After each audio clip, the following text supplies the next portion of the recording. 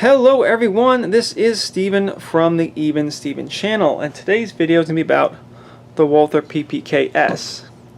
Now this is an older example, so we got Walther. Exclusive distributor Interarms, Alexandria, Virginia. That's not Walther. We'll get to that. Walther PPKs, 380, made in the USA. This is actually a very small box. I guess the gun's not all that big either. I don't want to turn it upside down because I don't want everything to bounce around too much. But it's actually a pretty plain looking box. So what do we got here? We have the Walther PPKs. Oh, look at that. Now this, for all I could say, good or bad, about the Walther PPKs, this is a very attractive gun. I will absolutely give them that. It is just a gorgeous gun, and this is a fairly gorgeous example of the gun. So technically speaking, this is a semi-automatic pistol, double or single action hammer fired, single stack magazine, holds 8 in the magazine of 380 ACP, and it is a straight blowback gun. That there is no real camming or locking in the gun. It just goes kind of straight back, and there's no kind of tilting of the barrel whatsoever. Oh, with a decocker, combination decocker and safety, so that will decock it and also engage the manual safety. So I'm going to get the briefest of history lessons on the Walther PPKs. Well, before I do that, let's just take a look at the box. So we have this example of gun. It comes with 2 magazines. This is the pinky extension. These are both 7 rounds. They're both identical except for this base plate is plastic and longer. Both hold 7 rounds. Seem very good quality. I'll give them that. This little kind of pull through rod. A target. Like a test target, which shows the Walther PPKs having much better accuracy than what I can get out of it, but we'll get to that. It's kind of cool this came with this. And for some reason 2 identical sets of instructions, and this will actually be useful because you have the Walther PP, PPK, PPKs. We'll talk about that. So like I said, we're going to do the briefest of history lessons. Oh, I can use this. It's pretty cool. I do kind of like this vintage, it's kind of vintage manual here. So we're going to start with the PP. That was Walther's OG, original gangster, original pistol. The Walther PP, if I understand it correctly, that stands for police pistol. It's like one word in German, and it kind of just means police pistol. And I believe that was in 32 ACP. And this example is actually, in this picture, is actually marked 32 ACP, or 7.65 millimeter. And as time would go on, 380 would become more popular, but I believe the original Walther PP was in 32 ACP.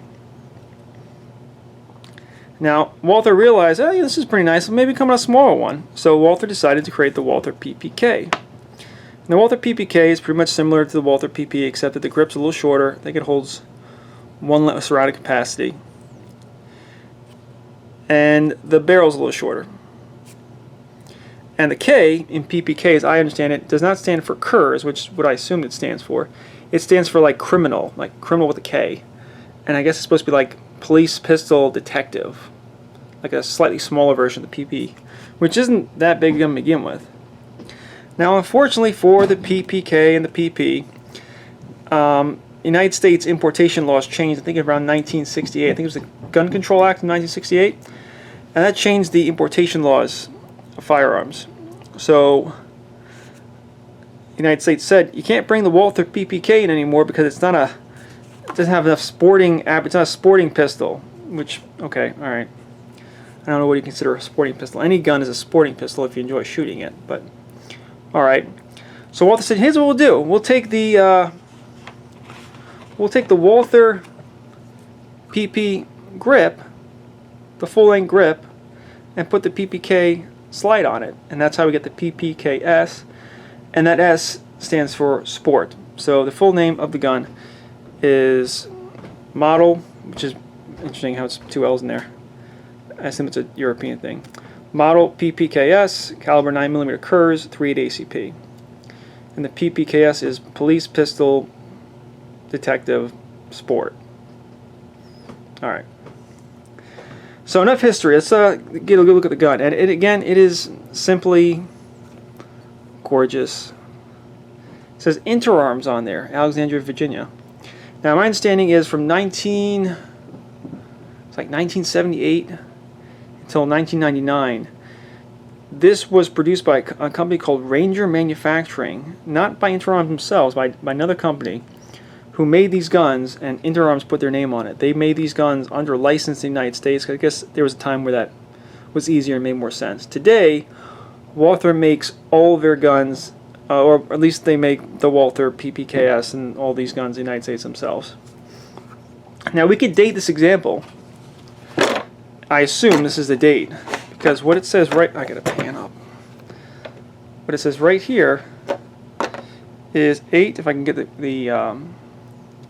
get that correct, is 893. I'm going to assume that is August 1993. So the gun is 28 years old. So it's got a little bit of vintage to it. And I kind of like that. Now, without further ado, let's talk a little bit more about the Walther PPKs. Let's see, I'm going to leave this here. Leave that there. Looks nice. So the grip is pretty slick in the back strap and the front strap. The grips are nice. The actual grip panels, they're plastic. They're black plastic, but I do like them.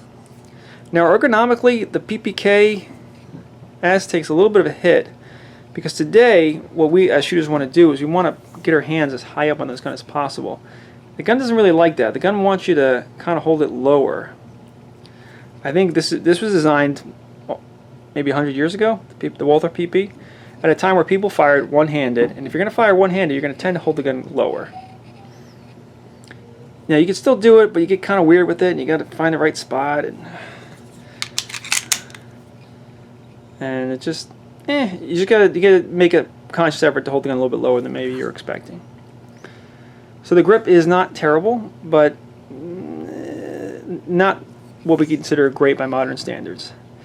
The magazine release is all the way up here for some reason. You would think it could be right here.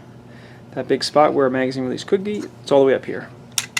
So you're probably not going to accidentally hit that, but you're also probably going to have a hard time intentionally hitting that, because it is a little bit out of the way. It's an interesting spot.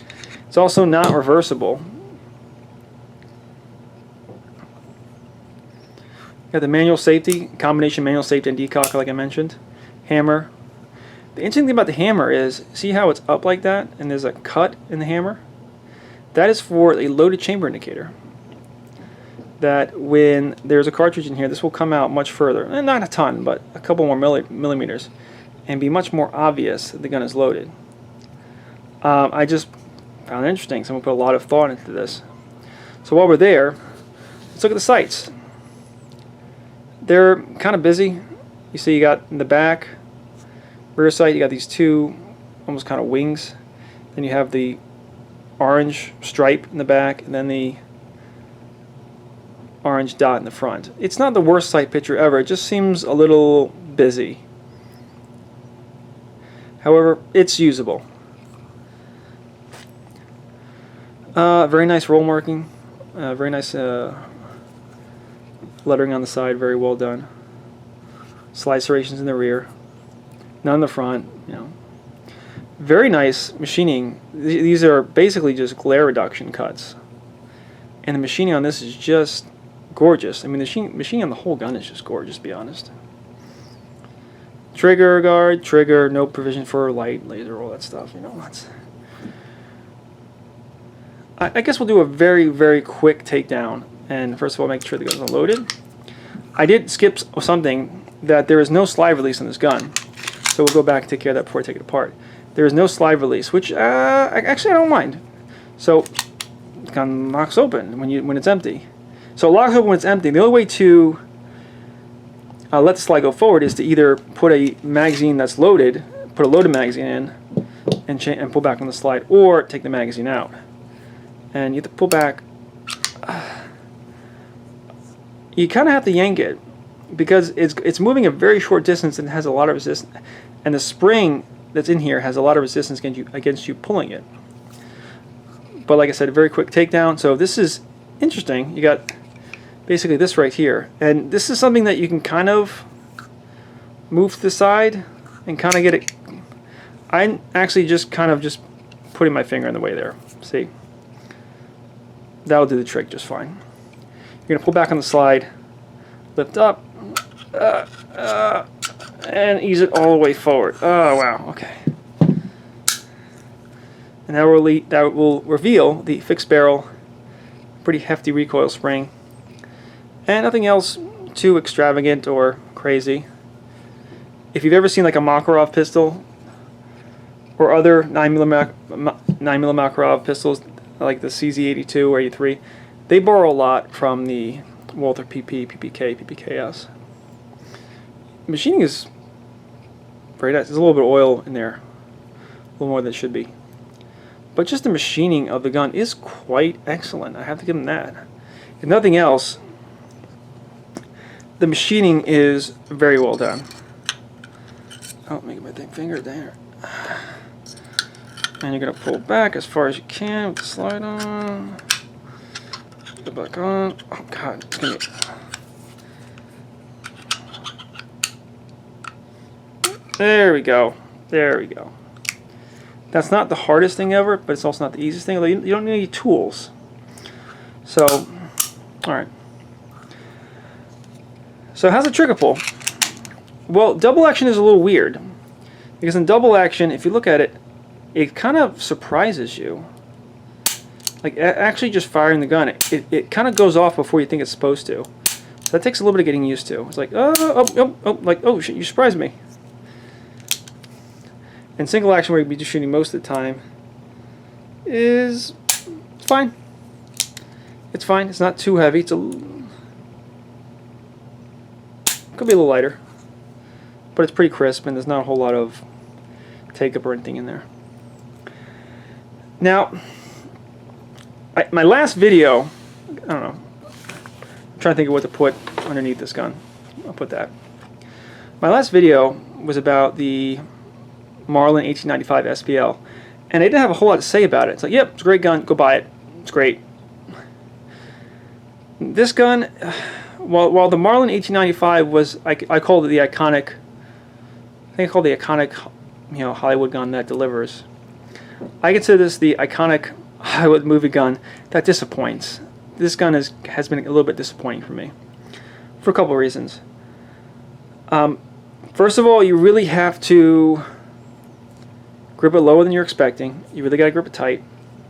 This is a blowback operated gun, so it's a little snappier than not that I was expecting, but it's a little snappier than I would like. The recoil impulse is not all that pleasant. It's a little bit of a chore to shoot, to be honest. Shooting wise, accuracy wise, it's not terrible. I did bring a target. This is one of my better targets from shooting it the other day, and everything's a little bit to the right. Some flyers over here, but it's all a little bit right and a little bit high, and it's not the easiest gun to shoot. So I brought out a target. This is 7 yards. Just kind of, I don't know how many rounds this is. It might be 30, it might be 50. Just kind of casually shooting at 7 yards. It might be one box. It's not terrible, but it's not great. And it's also not what was in the test target. So maybe I suck. Maybe I'm a terrible shot. I don't know. Could be. Well, the Walther PPKs is not a tiny gun by any means. It's a smaller gun. So maybe I need to practice. Maybe I'm not good enough. We'll see. I'm honestly not sure how easily you can adjust these sights if you can just push them. They're pretty well centered. I'm trying to get this on camera well. It's pretty well centered. Maybe I need to practice a little more. But regardless of, maybe more subjective things about the recoil impulse and the accuracy, the gun was not reliable. It was not. And this gun is 28 years old, so I'd like to think someone shot enough to break it in. Maybe they didn't. And I kept getting a certain kind of malfunction. It was basically a failure to feed, where there'd be a 380 cartridge kind of sticking up at a relatively high angle and kind of getting caught possibly on the top here, right before the chamber. If I have something to point with, which I don't, I can just right here. I don't really have anything to illuminate this, but it seemed like it was getting caught like right over there. Not all the time, but enough. Maybe averaging out once per magazine. Although it seemed like the more I shot it, the less often it was happening. So it's possible that this 28-year-old gun just hadn't been broken in yet. And then maybe if I shoot, another couple hundred rounds through it, it'll all work itself out. But 380 ammo these days is expensive. I don't want to have to go through all that. I got to shoot 200 rounds with this gun just to make sure it's working properly. I don't know. So what is this gun good for? Is it a carry gun? I don't know. It's a little pretty for a carry gun. I'd be worried about scratching it up. Is it a home defense gun? No, not really. Trying to get this in here. There are a lot better options for home defense guns. Is it a range gun? I don't know. I don't find it very pleasant to shoot. It's kind of a chore, to be honest. The gun is attractive. It's a gorgeous looking gun. It's iconic. But having it, owning it now, the only thing I can say it's good for is just being an iconic gun that looks pretty.